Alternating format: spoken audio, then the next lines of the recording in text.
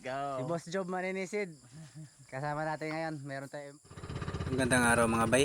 Sa muli, balik na naman tayo sa dagat para makipagsapalaran at magbaka sakali na meron tayong mahuli at meron tayong maiuwi.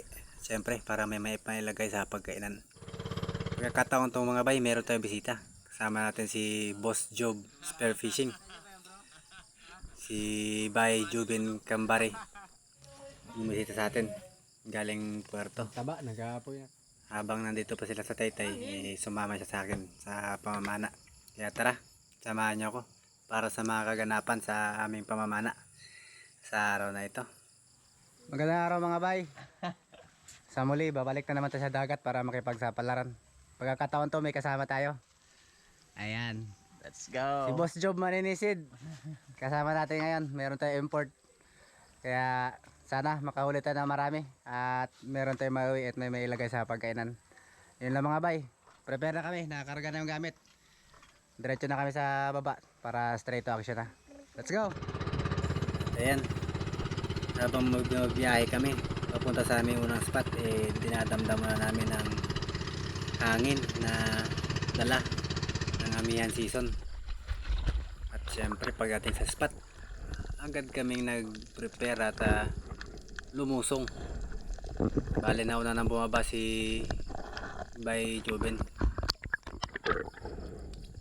Ako, matapos mag-load ng pana, nag-ipon na maraming hangin para sa ating unang dive sa araw na ito. At dahil nga sa galaw ng alon, hindi ko napansin na medyo bumaba ang ating camera. Kaya hindi makita sa video yung isda na ating target. Isang Harlequin sweet lip.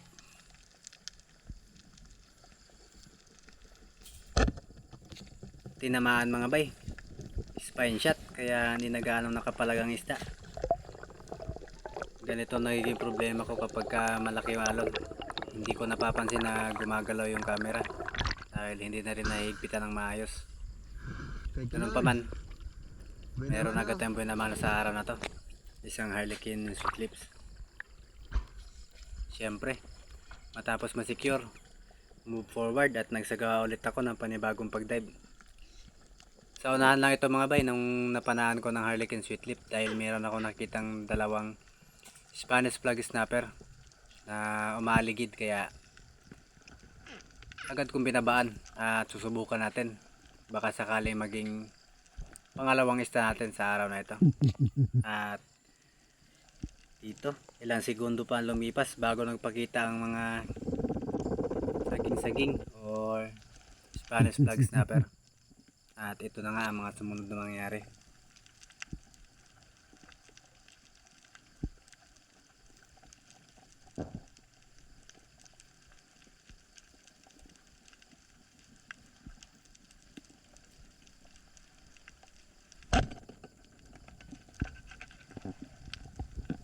Nakalabitan natin mga bay sa kabila ng medyo may kalikutan yung isda, pero kahit pa paano nakuha pa rin natin yung tamang timing para tamaan yung isda.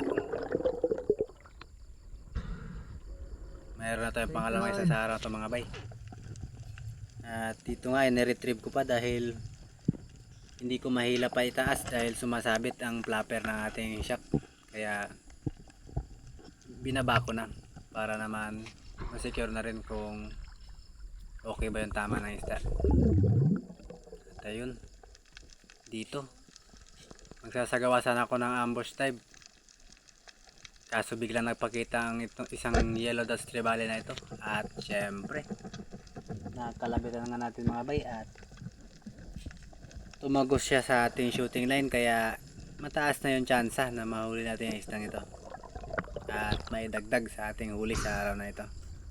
Thank you Lord. Kung mapapansin ninyo, talagang sumasayaw yung alon, dala ng hanging amihan. Another dive mga bay. Ambush type ang gagawin natin dito mga bay, dahil maraming bait fish. Baka sakaling may mga predator fish na naghahan sa baba. Pagdunga ko nga meron agad sumalubong sa atin na isang saging-saging ulit mga bay. At dahil good size na ito Nag-target lock na tayo.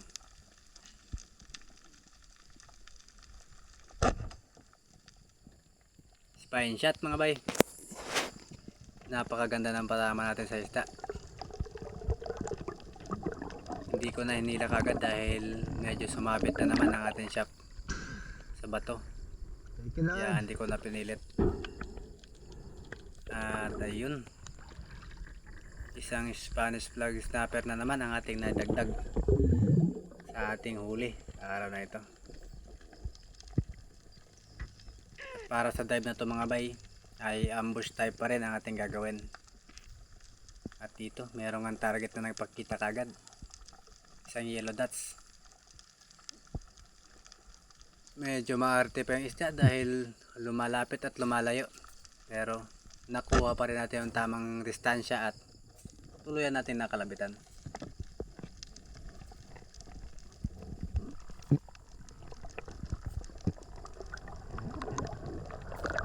Medyo maganda yung visibility sa kabila ng malalaking alon dito sa spot namin napunta ni Bay Joven. At kahit pa paano, meron tayong mga napipitas na mga blessing para sa araw na ito.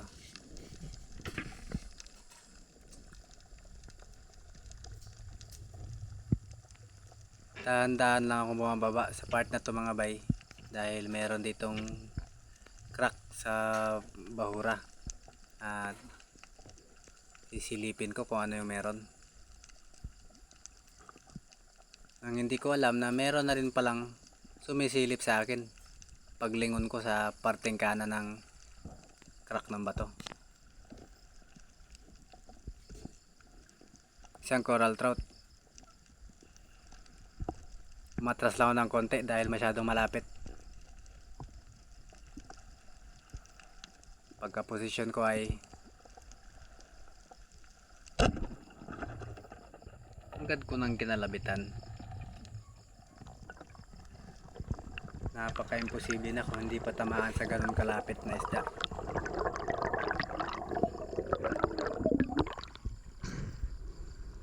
Thank you Lord.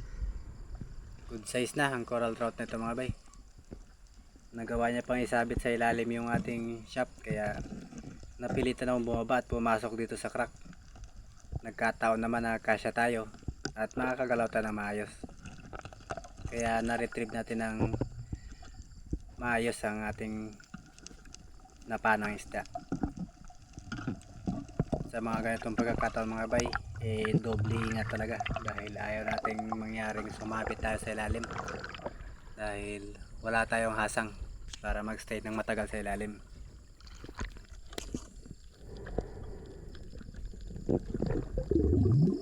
Another dive, another ambush type na naman mga bay.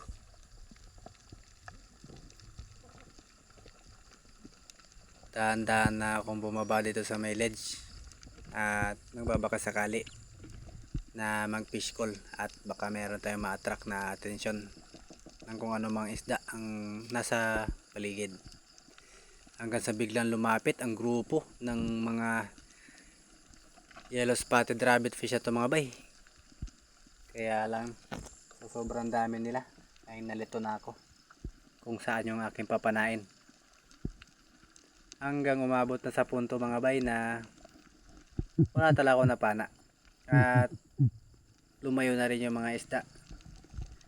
Kaya syempre wala tayong magagawa kapag ganon. Ang tanging na natin pwedeng gawin ay mag-resurface at mag-recover para magsagawa ng panibagong dive.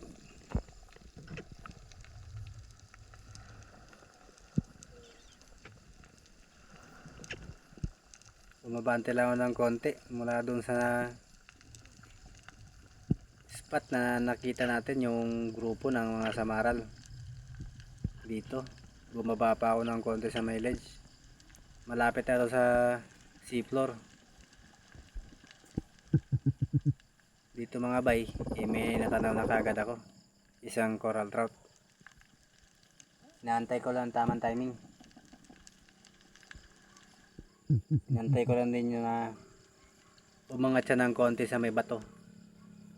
Para naman hindi rugado yung ating shaft kapag kinalabit na natin yung trigger.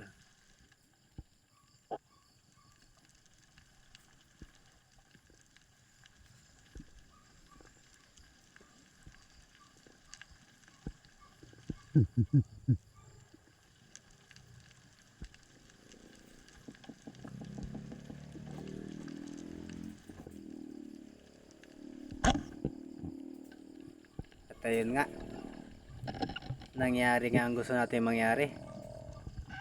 Tuluyan siya umangat sa bato at nabigyan tayo ng pagkakataon na mapana natin ang coral trout na ito.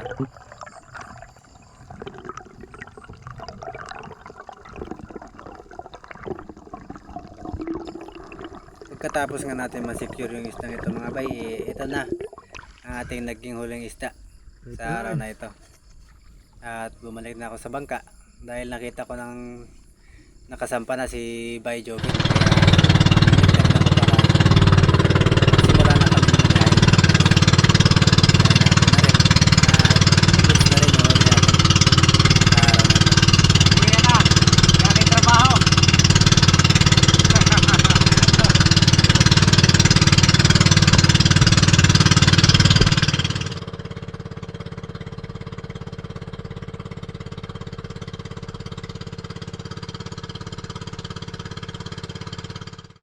Alright, so mga bay, magandang hapon sa inyong lahat. Advance Happy New Year. Sabi natin, Alright. pagbigas na naman.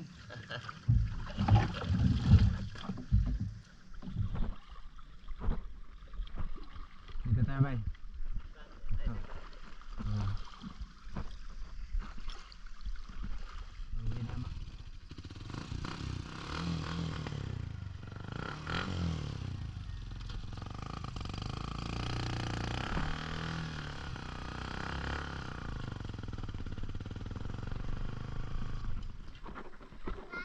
Po.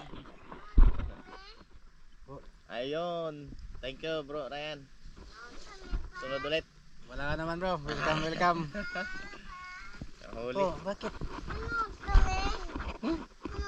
Kararating ka pala, cellphone ka agad yung kukunin mo? Bilis na. Pasok ka doon. Wala yan, load. Kakawin na natin. Ayan. Tama natin yung import natin. Let's go. Si bro Jovin Kambari. Siya siguro may-ari ng Kambari Island sa Dumarang. Kaya ba yan bro? Ha? Samahan ni Nuno. Sana all. Alright. Maraming salamat sa Panginoon at nakawin tayo ng ligtas. At syempre meron na tayong paniguradong panlagay sa pagkainan.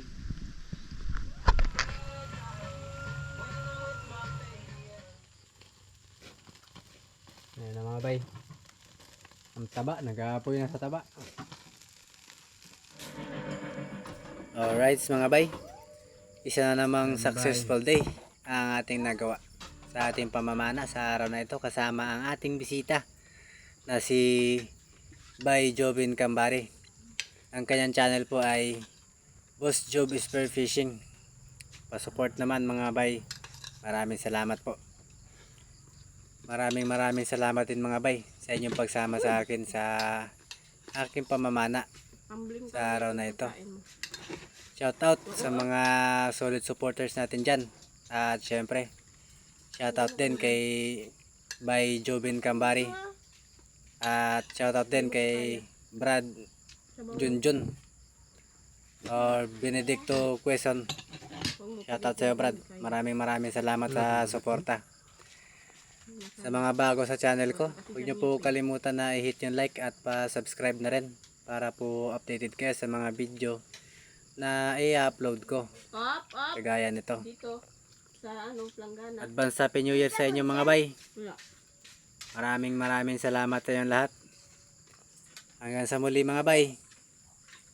Peace out. Yan. Ano pa pala? Hmm?